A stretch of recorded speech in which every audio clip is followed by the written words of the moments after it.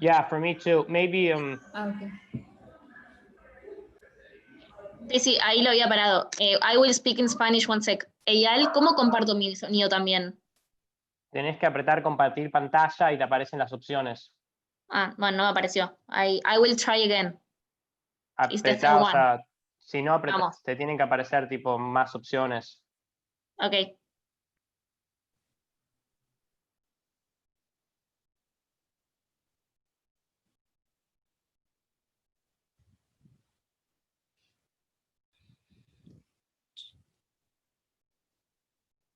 La misma.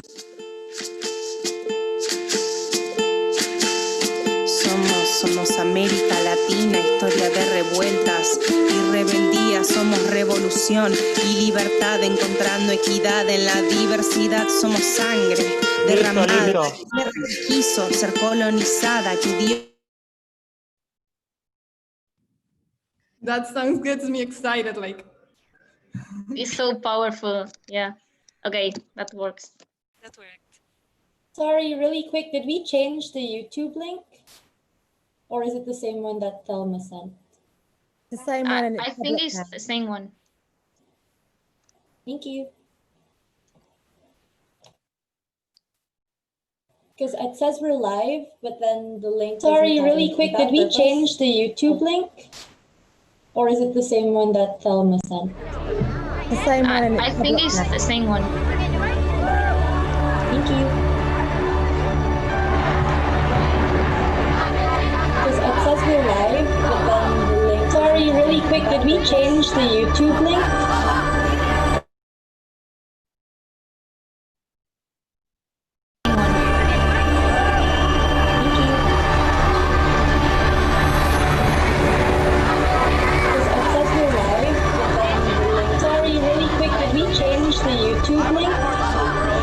My future is being stolen from me.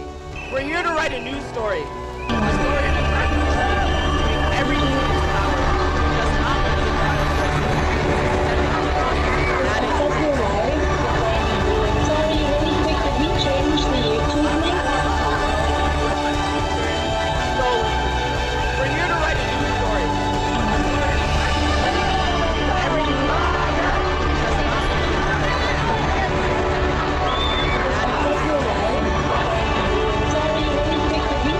Sorry, really quick, did we change the YouTube link?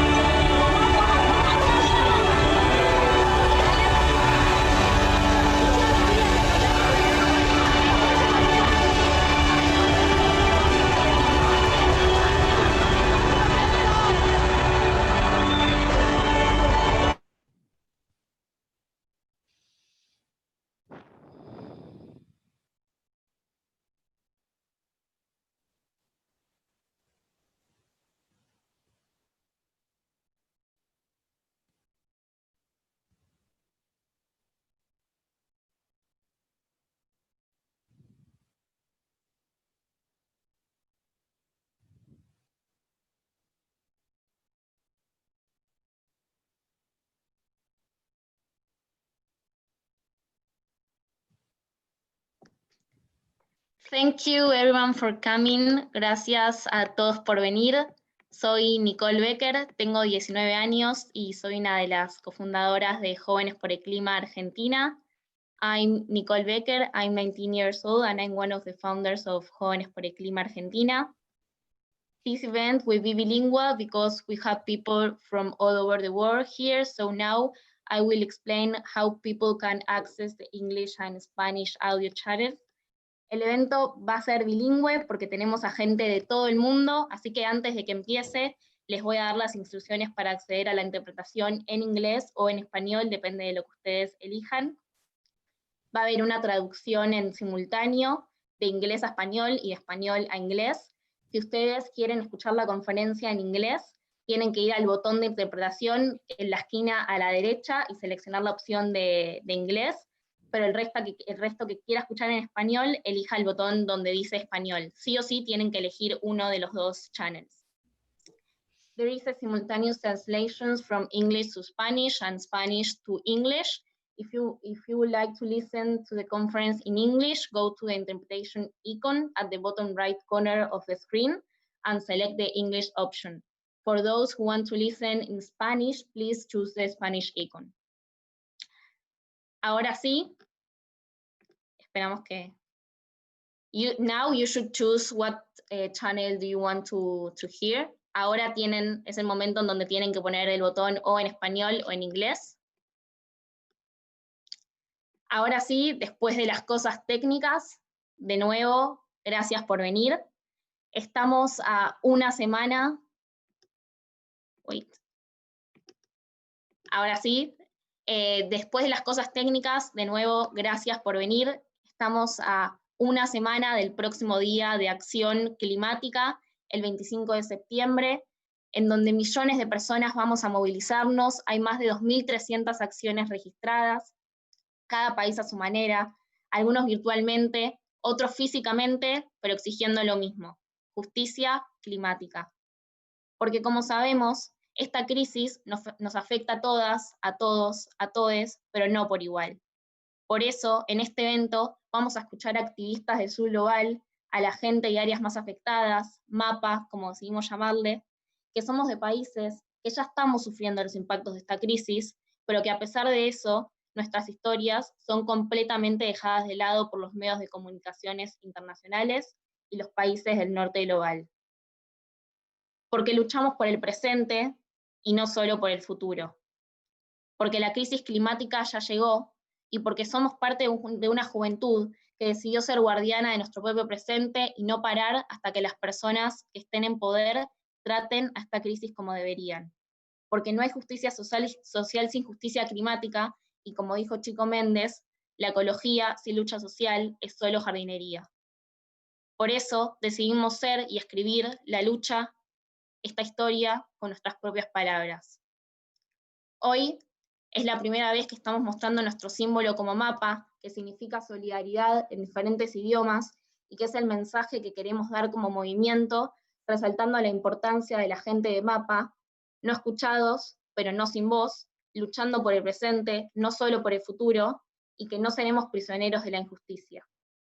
Por eso, hoy vamos a escuchar a 6 activistas increíbles que nos van a contar sus historias y lo que está pasando en sus países. Okay. Now, our first speaker is going to be Kevin Mutai. He's from Africa. He's a climate activist from Kenya. Thank you, Kevin, for your words. Go ahead. Okay, thank you very much for giving me this opportunity to express, I think, my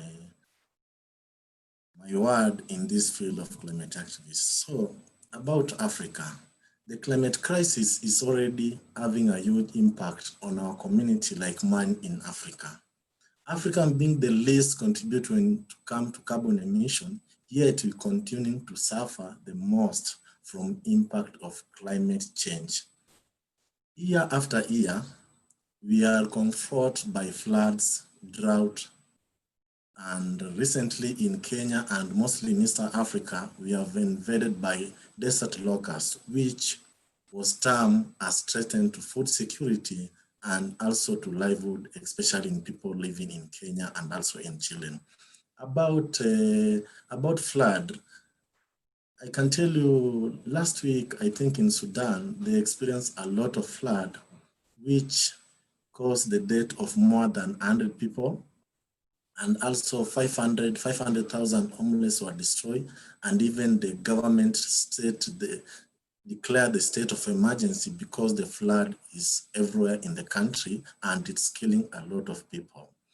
Also in Mauritius, we see in Mauritius a small island being oil spillage in that country, in that island. It was very, very destructive for the aquatic animals and also human beings. Because as you see, mangrove usually grow along the the river on the back of the oceans. So it destroys the bamboo, the mangrove, and also the aquatic, and also birds were not able to fly because of the oil spillage, which I think destroyed their fly wings. Also, my country is further potentially being subjected to more plastic. In recently unbalanced trade deal between Kenya and USA, which was leaked by Greenpeace investigator, which show us that the USA government, the company there in USA called American Chemistry Council, wanted to make a deal with Kenyan government so that they can dispose of plastic here in Africa, especially through Kenya. So, and in Kenya we have banned plastic, the use of plastic. Yeah, and this deal, we don't want this deal to be accepted, and we don't want this deal to be agreed, because we say no to plastic colonialism in Africa, and Africa is not a dump site, especially in Kenya and also in Africa. So in regard to this, I call upon our leader, especially world leader, to ensure policy and trade agreement work toward protecting our environment from all forms of pollution. This is in turn will ensure that we are breathe fresh air and pursue our dream as young people in healthy environment as we continue fighting for climate justice, especially not only in Africa, also in the world. Thank you very much. Thank you, Kevin, for your words. Now we are going to hear Disha Arabi, co-founder of Friday for Future India. Thank you, Nicole. I want to talk about how the youth around the world were being celebrated for climate striking, but here in India, our voices are being suppressed. The government of India modified the Environmental Impact Assessment, that is the EIA of 2006, to a new draft that takes away the democratic right of people to object against environmentally destructive projects. The new draft EIA gives them the right to build environmentally destructive infrastructure without public consultation and objection. This takes away power from the people and empowers corporations instead. When we at FFF India launched a digital campaign to email our objections, our website was taken down and we were notified under the UAPA, that is the Unlawful Activities Prevention Act. The UAPA gave the government the right to call us terrorists and anti-national. It is also a non-bailable offense with a sentence of up to 5 years of jail time. The ongoing pandemic had already limited our ability to protest, but the government's attack on our digital platform took away what little voice we had left. We fought back legally with the best lawyers in the country, and we won. Our website was restored and the chargers were closed. But what does this mean for activists in India? The notification claimed that us sending email objections went against the peace and sovereignty of India. Is the peace and sovereignty of India so fragile that a bunch of kids asking for clean air and water will threaten it? How is that an act of terrorism? How does that make us terrorists? Dissent in India has been met with state violence and activists getting slammed with the UAPA. Silencing activists for asking for our right to object to environmentally destructive projects is a violation of free speech, especially now when India is facing severe climate calamities. Over 20 cities have experienced flooding this year, with over 7 million people affected because of this. My own house was flooded last week because of the heavy rain, and we were one of the privileged people. India is the second worst affected country by COVID-19. People and the healthcare system had to deal with floods and virus at the same time. We were unprepared to deal with both. World leaders' refusal to increase carbon budgets to fight the climate crisis is costing people their lives. The time for mitigation is over. We need to start working on recovery and a just transition. We need to fight. We need to build back better. We aren't fighting for the planet. We're fighting for our survival. ನಾವು ಮಾತನಾಡುತ್ತಿದ್ದೇವೆ, ಆದರೆ ನೀವು ಕೇಳುತ್ತಿಲ್ಲ. ನಾವು ನಮ್ಮ ಭವಿಷ್ಯಕ್ಕೆ ಮಾತ್ರವಲ್ಲ, ನಮ್ಮ ದಿನ ಜೀವನಕ್ಕಾಗಿ ಹೋರಾಡುತ್ತಿದ್ದೇವೆ. ನಾವು ಅನ್ಯಾಯವನ್ನು ಹೋರಾಡುತ್ತಿದ್ದೇವೆ. Thank you, Disha. I will say the same in English that I said before. This is a new MAPA symbol, and it means solidarity in different languages. And it means all the speakers will say it in her own languages, but it means unheard, not voiceless, fighting for our present, not just for our future. We will not be prisoners of injustice. Thank you, Disha, again. And now our third speaker is Laura Verónica Muñoz, a climate activist from Friday for Future Colombia and Pacto por el Clima. Thank you, Nikki. So, este año he visto cómo la violencia en Colombia ha vuelto a ser noticia todos los días. El pasado mes de julio, la organización Global Witness reportó que Colombia es el peor país en el mundo para defender la tierra y los recursos naturales.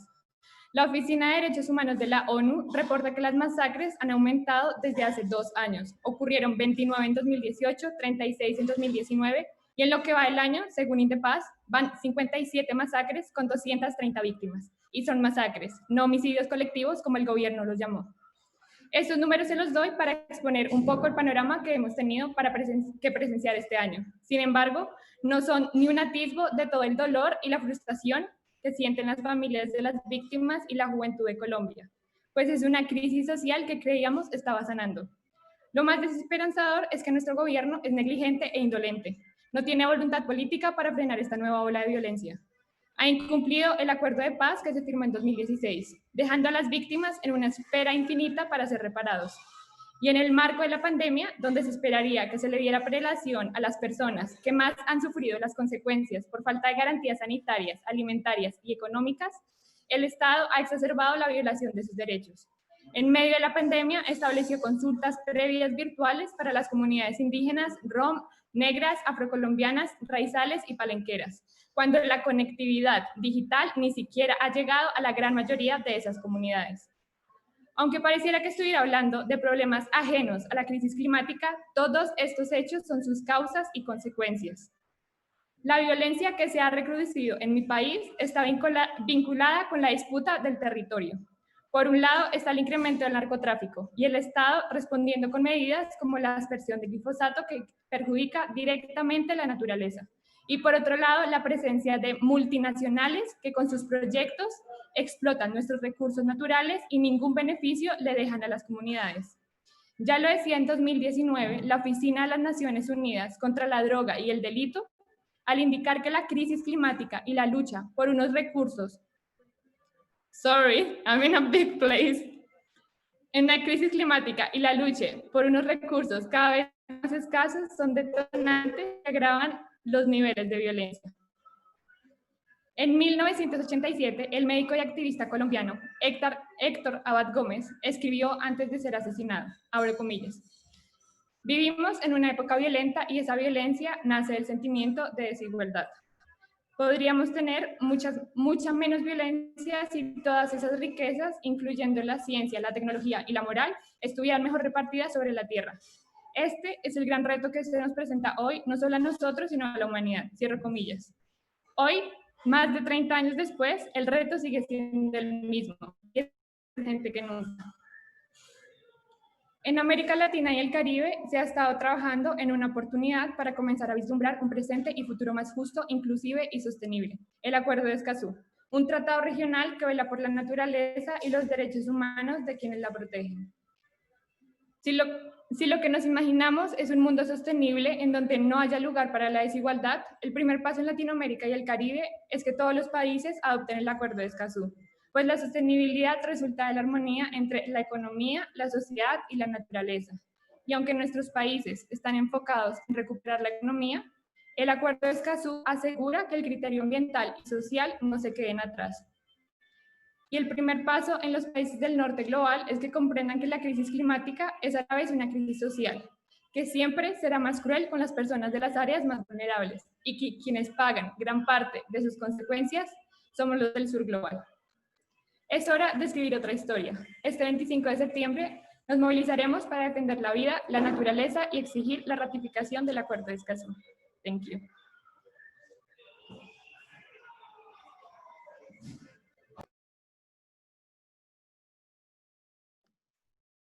Thank you, Laura. Escazú Agreement is a very important for the region, and Argentina is only one step away from ratifying it, and I hope that more countries will ratify in the coming months. And now we are going to hear Mitzi Jonel Tan from Philippines. She's the co-founder of Youth Advocate for Climate Actions, Philippines.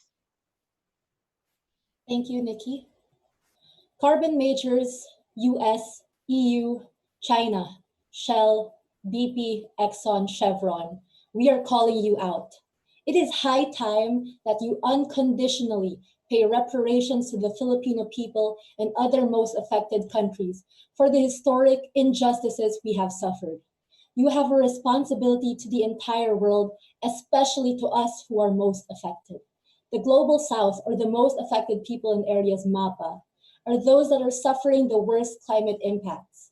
We Filipinos are among the most impacted, ranking second in the latest Global Climate Risk Index.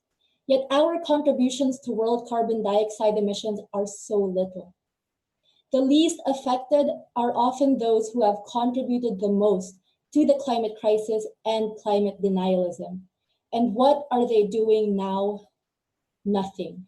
Just empty words and promises, or even worse, pretending that what they are doing is enough. This is a life and death situation. Take us seriously. We need climate justice and social justice. Our demands for environmental justice are valid and need to be heard. Recently, a small victory was won by the Filipino climate movement with the Climate Change Inquiry, where the Philippine Commission on Human Rights confirmed that climate polluters can possibly be held legally accountable for the human rights atrocities we have experienced. Yet in other ways, we are still being violently silenced by government repression. At least 22 environmental defenders have been killed under the Duterte regime. That's in the past 4 years. Now we have the anti-terror law that threatens to equate activism as terrorism. Do I look like a terrorist to you? Because for the Philippine government, I do. Anyone who dares to call out the government for their inaction and oppression gets called a terrorist. Even just posting about it on Facebook can get you arrested. And it's honestly just so scary. I've personally received threats online, and it's happened countless of times in the past that activists and friends are not only arrested without warrants, but they disappear and are brutally murdered. But the Filipino youth refuse to let the oppressors win. We continue the call to protect climate protectors. We need people-centered climate action. We need to put people over profit, and any politician who cannot prioritize these needs to step down now. We will not stop until we win a better, greener future for our generation and the next. So world leaders and carbon majors, brace yourselves. On September 25th, the Filipino youth with the entire world will strike for the people, for the planet, and for justice. Binubusalan, ngunit patuloy sa pangangalampag. Ipinaglalaban ang kasalukuyan, hindi lang ang kinabukasan. Hindi kami magpapabihag sa kadiliman. Thank you, Mitzi. Our next speaker is going to be Eyal Weintraub. He is the co-founder of Jóvenes por el Clima Argentina. Thank you, Nikki. I want to start quoting an Uruguayan author called Eduardo Galeano, who is most well known for writing The Open Veins of Latin America, or Las Venas Abiertas de América Latina. And he once said that the subdevelopment of our region is not a phase of development, but its consequence. Since the conquest of America, our role in the International Division of Labor has been the same. We provide the rest of the world, the rest of the industrialized world, with natural resources and a place to sell products. We export lithium and we buy batteries. Almost always, more dollars are leaving our countries than the amount that enters. So what do? We contract external debt to try to balance it out. Haiti was the first country of the continent to revolt against European colonizers and declare itself an independent nation in the beginning of the 19th century. An independent nation from France. And you know what the French government decided to do? They forced them to pay $21 billion in indemnization, which they finished paying in 1947. 1947 is over 100 years after their independence.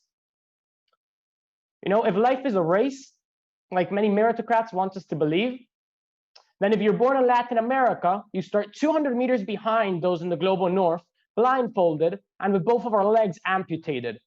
Yet somehow, we managed to keep on going, and we managed to keep on walking forward. In the 60s and 70s, when many of our countries were finally starting to industrialize, we're finally starting to increase the quality of life of our people, we're finally starting to progress, a wave of military dictatorships sponsored and trained by the US and trained in the School of the Americas took over our nations.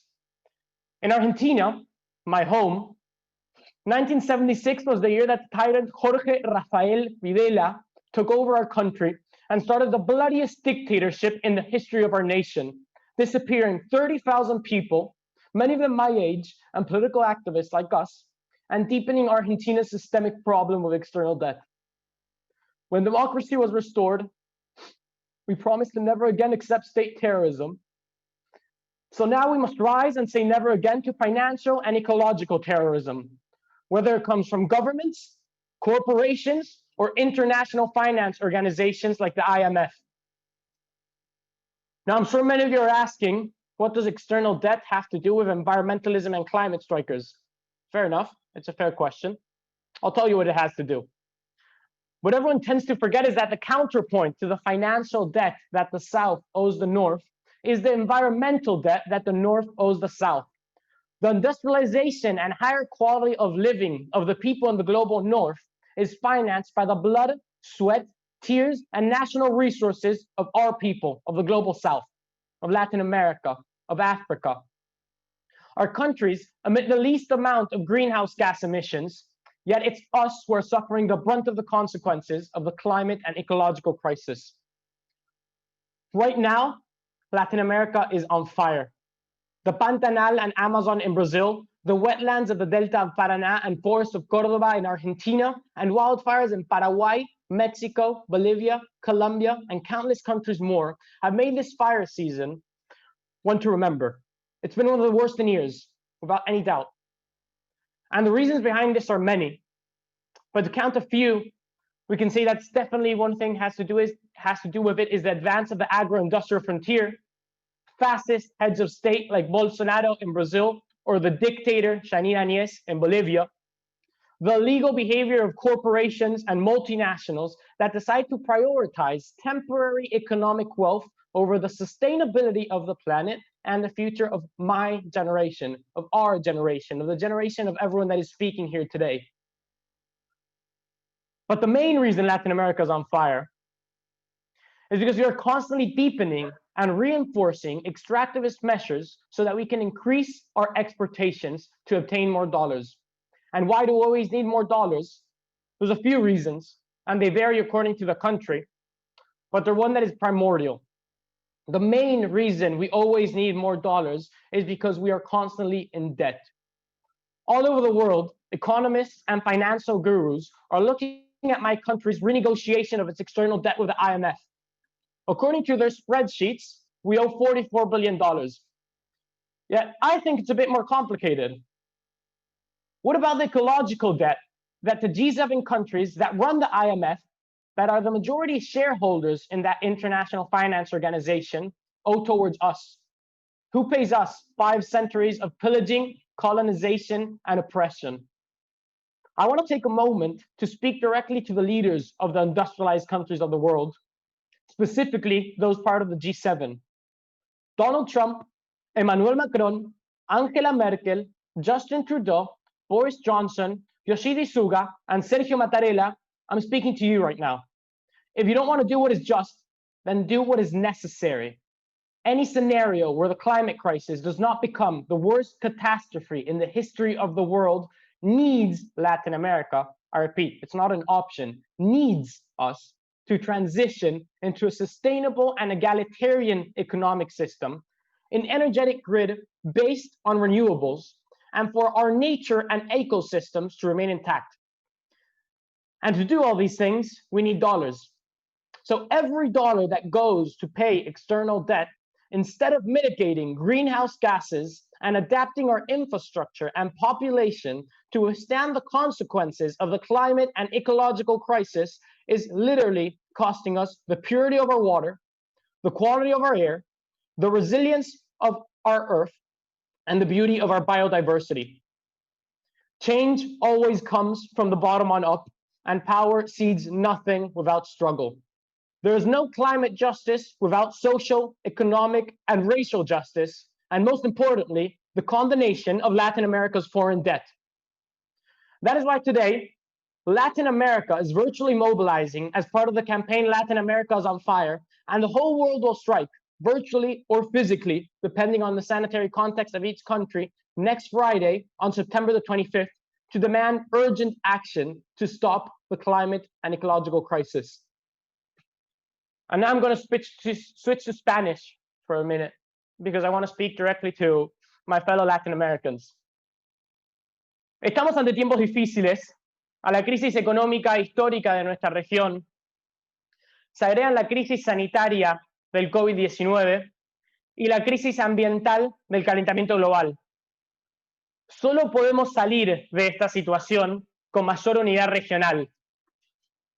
Porque es cierto que sin unidad latinoamericana, sin patria grande, no hay justicia climática. Pero solamente con la patria grande tampoco alcanza. Los problemas que trae la crisis climática y ecológica son globales.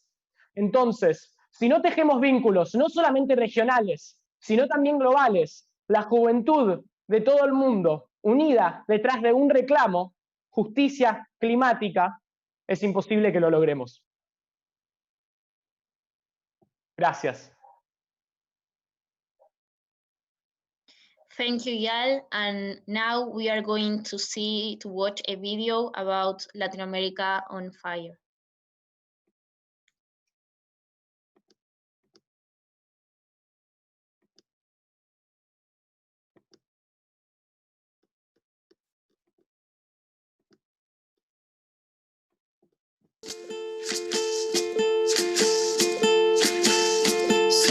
Somos América Latina, historia de revueltas y rebeldía. Somos revolución y libertad, encontrando equidad en la diversidad. Somos sangre derramada, la tierra que quiso ser colonizada, que dio resistencia en cada batalla y se negó a ser dominada.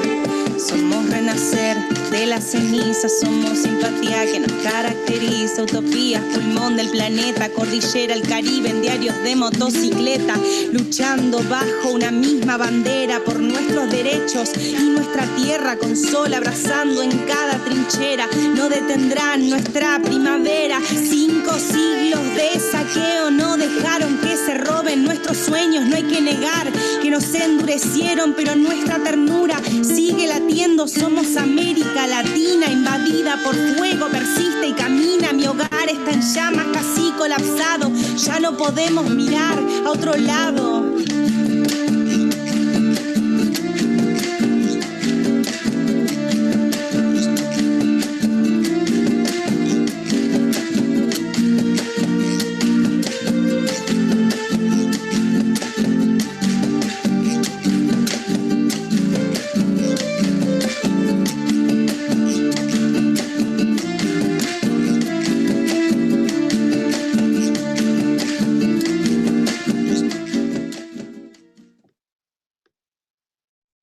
I'm just going to quickly translate before Greta starts speaking the last part that were the revendications of the Latin America's on Fire campaign, which is recognition of the ecological debt the global north has towards the global south and fair reparations, protection of our wetlands, forests, and the rest of our ecosystems and biodiversity.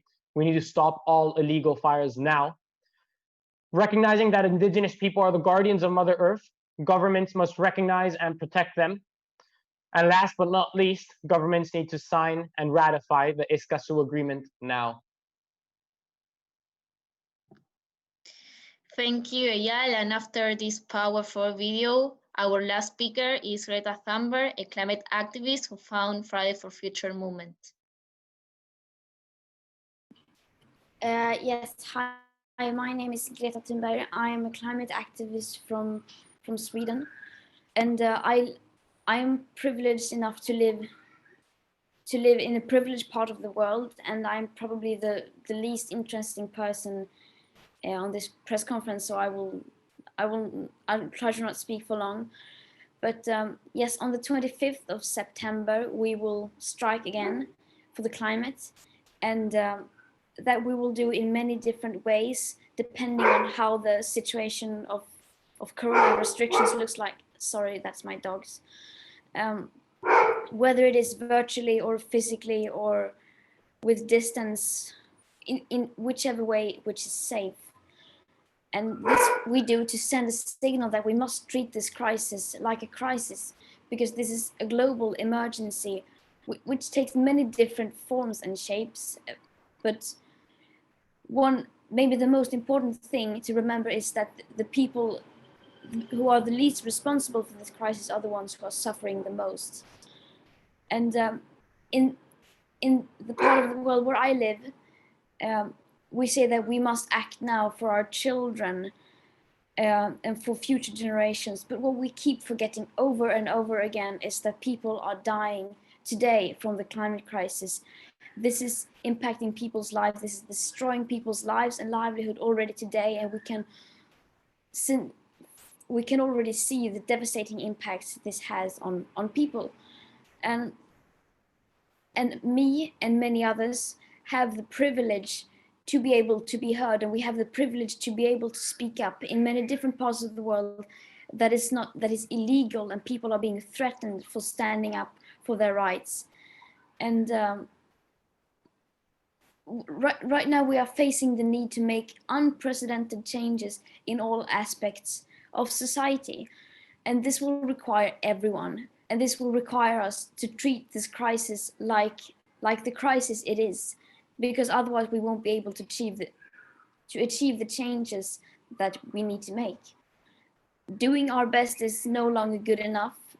Right now we need to do the seemingly impossible, and we will continue this fight. We will continue because we have no other choice, because this is a matter of life and death for way too many people, and we cannot sit back and accept. Thank you, Greta. Now we are going to go for the questions. The first one says, there is a lot happening in the world now. What are you planning to do gain the attention you believe this issue deserves? In what forms will the protest take place? Only online only, or in-person ones? Mitzi, do you want to start? So the climate movement is not saying that climate is more important than the other issues we're experiencing now. These issues are all interconnected, and so we have to talk about the climate crisis in relation to everything happening now as well. That's how we give it attention, by showing and talking about the connection to what each person believes is the most pressing issue for them today. By constantly talking about the climate crisis and having global days of action like the one we're having next Friday on September 25th, where almost 2,300 actions have already been registered on our website, and I'm sure there will be more. This is a promise that until we see change, the youth will keep showing up, online and off ground, because only by uniting together across the world to demand climate justice and social justice can we survive as a species. Thank you, Mitzi. Eyal, do you want to continue? Yes, maybe just add something regarding the ways that we're going to be protesting. Like Mitzi said, the climate crisis, I believe, is the worst catastrophe of our time and will continue being that. But at the same time, we need to recognize that in the midst of a sanitary crisis like the ones we're in immersed, which is related to the climate crisis, of course, it's a zoonotic virus. The zoonotic virus, which is generated, and zoonotic viruses in general exist because of deforestation, because of the loss of biodiversity, because of the way we produce meat. which many people consume. And if we want to take care of those who are most vulnerable, we need to make sure that we also take care in the ways that we protest and we mobilize. That's why here in Argentina, from Youth for Climate Argentina, we're going to be calling for a virtual strike and some present actions that don't require big conglomerations of people. And in other parts of the world and in some other places, there's going to be mass physical strikes. And in those places where it's possible because of sanitary conditions, it's necessary. And in those others, we just need to make sure to make our voices heard other ways. Is there someone else that wants to add something about this question? If not, we go to the other one. Okay. The second question is, in the middle of the hardest day of the quarantine, we saw a certain improvement in the environment due to the stoppage of the main industrial and economical structures. How can we consider environment and economy, having in account that experience given the pandemic? Kevin, do you want to start? Yeah, I can start. You know, COVID-19, I think the way it's happened, I think it's to act like an open eye for us, not only for us as youth climate activists, also as a leader. Because, you know, COVID-19 has made people to be quarantined, and we have seen, I think, few emission of carbon dioxide in the air. And also, I think we can see the way, I think we need to come up maybe with policies which I think are going maybe to make sure that as we are coming maybe from quarantine, this company must not continue, maybe industrial or this big company, which country which are producing those emit a lot of gases in the air, should stop and should find another way or another alternative, the way they can do their work. For example, we can come up, not only we are going maybe to use fossil fuel, no, we can come up in another way, let's say renewable energy. People can use, I think, bicycle where they are moving from one place to another. We can also introduce, maybe you can go green by maybe planting a lot of trees, because these trees are going to observe this, emit a lot of this carbon dioxide, which have been introduced into the atmosphere by this big company and big industry. And another way I can say also COVID-19 are also not healing the world, and also bring another pollute in another way. Let's say currently, as you can see, currently we are using a lot of plastic because we are using masks, made from plastic, PPI made from plastic. Also, people are rubbing food made from plastic. People are in the gym wearing plastic so that they cannot maybe contact, I think, coronavirus. So I think it's very important, not only COVID-19 has bring ill into the world, and also increase the use of plastic. That's what I can say. Thank you. Thank you, Kevin. There is someone else that want to ask, that was to ask answer. Mitzi? Go ahead, I guess Mitzi. just to add, just to add, I think any improvements in the environment that we saw were only temporary. Already we're seeing how emissions are starting to rise again because everyone is returning to business as usual. And the thing is, the economy does not have to be innately against the environment. It is only like that now because of the greedy, profit-oriented system that we have currently.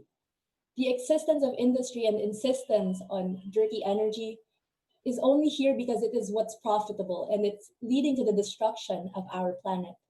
And we can see that cleaner industry, they exist, yet these are actively being repressed by carbon majors who have the most to lose if we leave the fossil fuel industry behind, making it inaccessible to countries like the Philippines, where we have not been permitted to industrialize. And that's why we in Youth Advocates for Climate Action Philippines call for system change and not climate change, because we really need to move towards an economy that is planned, sustainable, and needs-based, because it is the only way that we can survive. Thank you. Thank you, Mitzi. Our next question is in Spanish. I will read in Spanish and then in English. ¿Cómo piensan recuperar la presión social en las calles que ha desaparecido con la pandemia? How do you plan to recover the social pressure in the street that had disappeared with the pandemic? Laura, do you want to start? Sí, voy a hablar en español.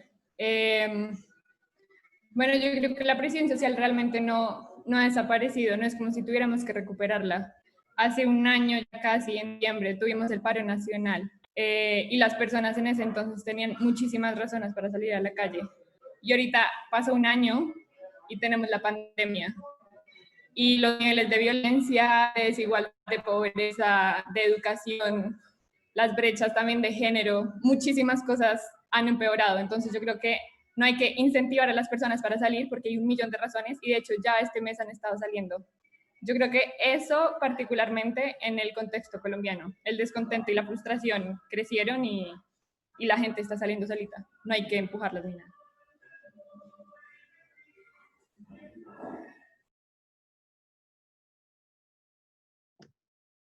Thank you, Laura.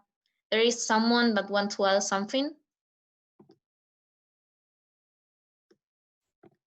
Our next question is, how is the youth climate strike movement treated by your respective governments, and have any step been made to repress this movement in your countries?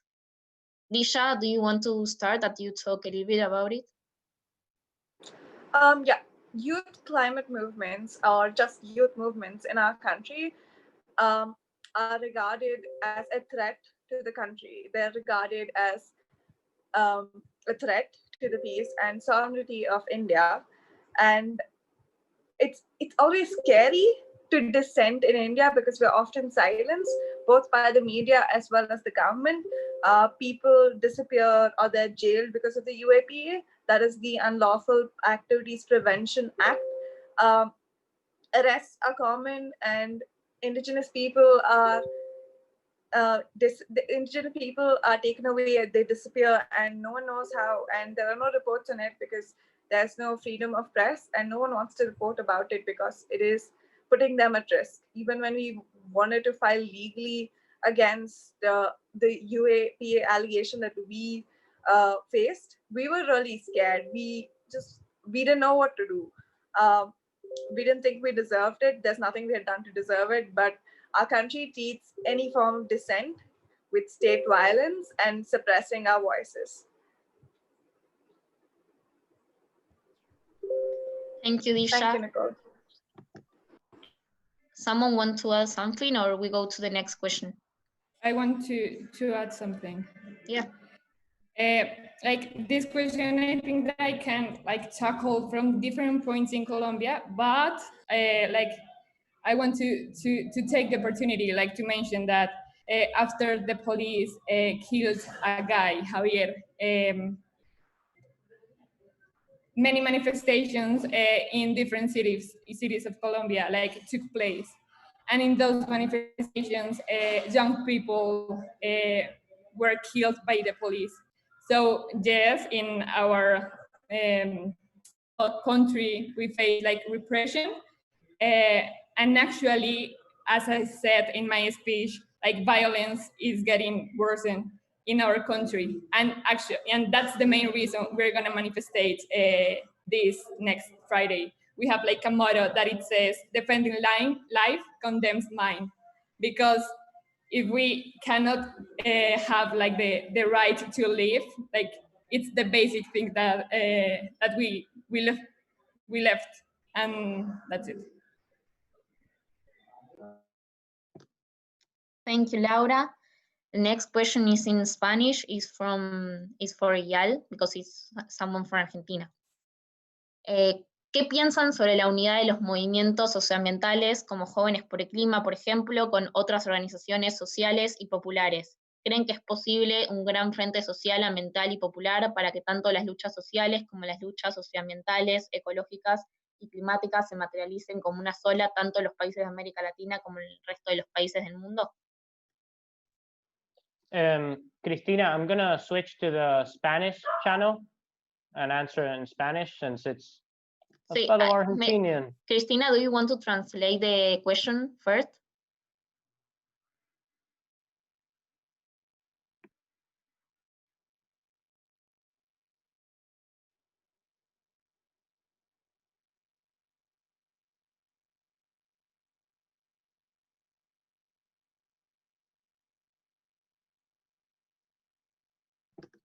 Yeah.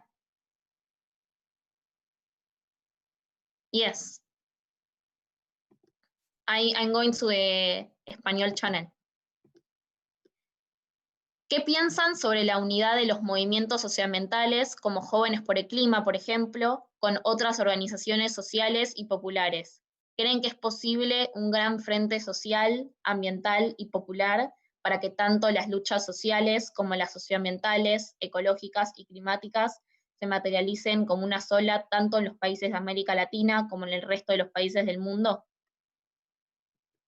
Me parece muy buena la pregunta y me parece que es exactamente ese el camino que tenemos que tomar.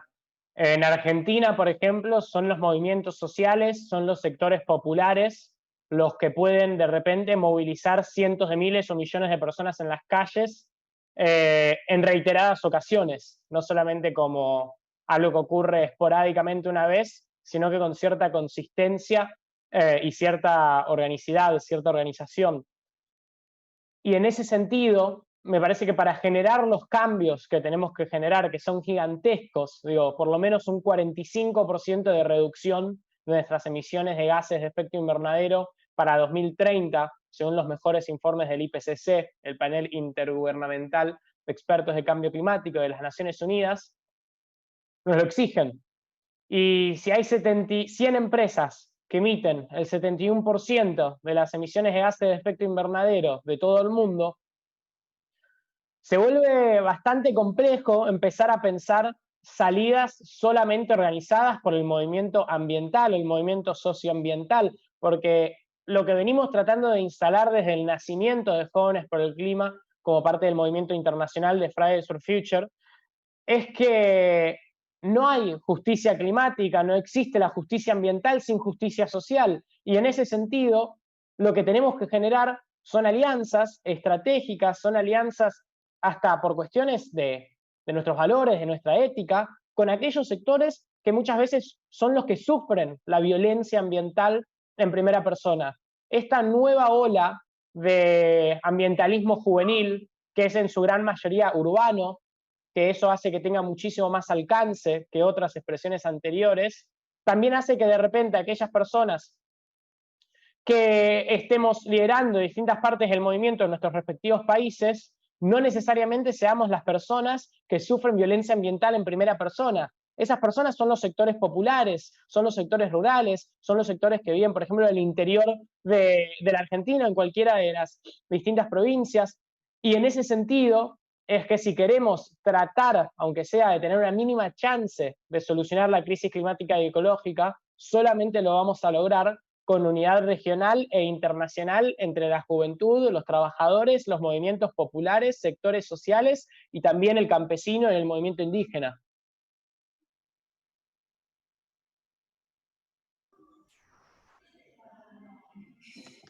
Thank you, Eyal. Our last question is, what progress do you think is being made by governments on climate ahead of COP26? Who want to answer?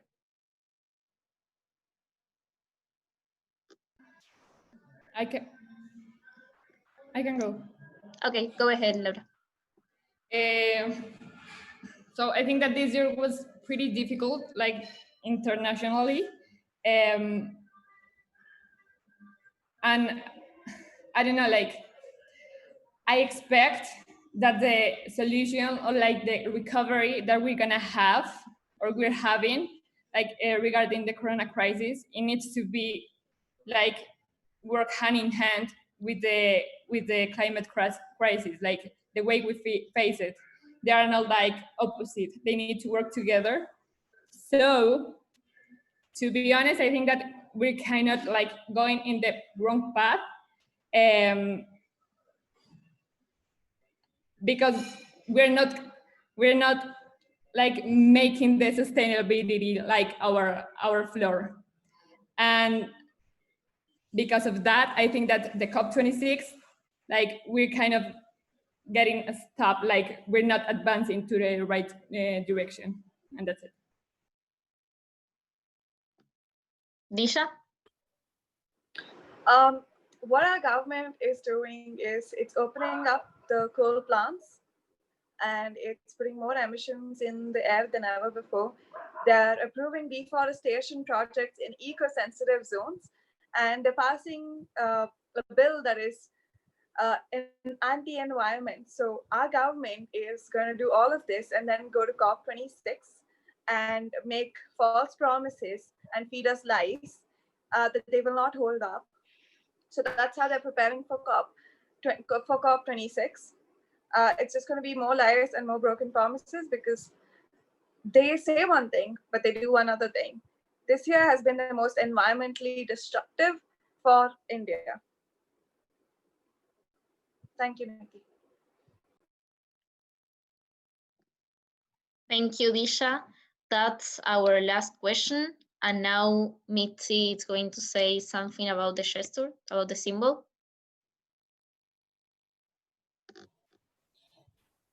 Yes, thank you everyone for joining this press conference. We're asking everyone who's watching this to post their photos online doing the gesture of solidarity and saying the tagline or making the caption, they are unheard, not voiceless. They are fighting for their present, not just their future. We will not be prisoners of injustice.